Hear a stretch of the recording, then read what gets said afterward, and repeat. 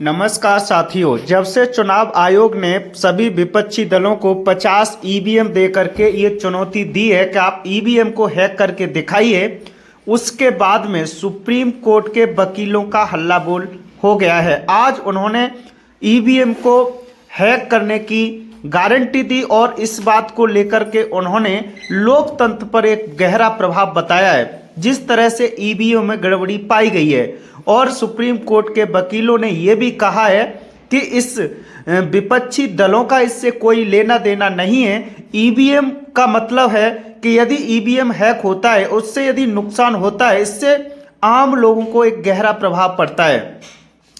आम लोग यानी लोकतंत्र की एक हत्या मानी जाती है।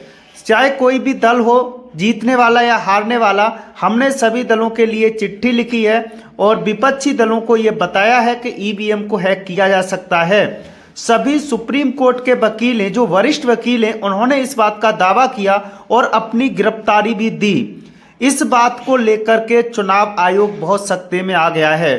चुनाव आयोग इस बात पर विचार करने के लिए मजबूर हो गया है, क्योंकि उसे अब ऐसा लगने लगा है कि जिस सर्वोच्च अदालत के वकील हैं, वो भी इस बात को मानने लगे हैं कि ईवीएम में घोटाला हो सकता है, गड़बड़ हो सकती है।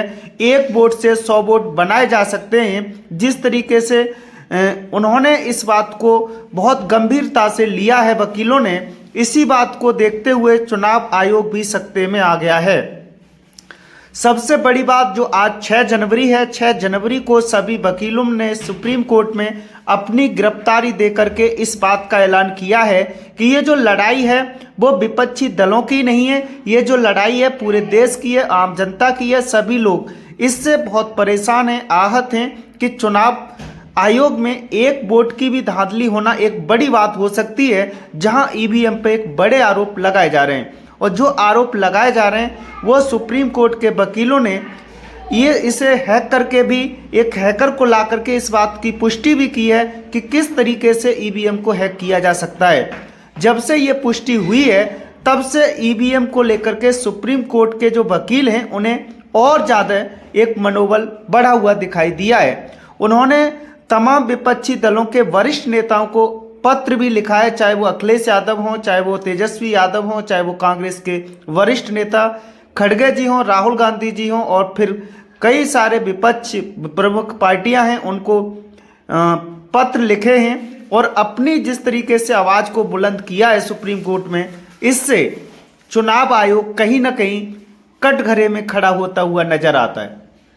ये सबसे बड़ी बात यह है कि किस तरीके से घोटाला हो सकता है, इस बात को उन्होंने विद प्रूफ के साथ दिखाया है। इसी को लेकर के पूरा चुनाव आयोग असमंजस की स्थिति में है और वकील इस बात की जो लड़ाई की आर पार की लड़ाई लड़ने के मूड में हैं, क्योंकि इससे वो कह रहे हैं कि इससे किसी विपक्षी पार्टी का ही नुकसान नहीं है, इससे एक आम आदमी का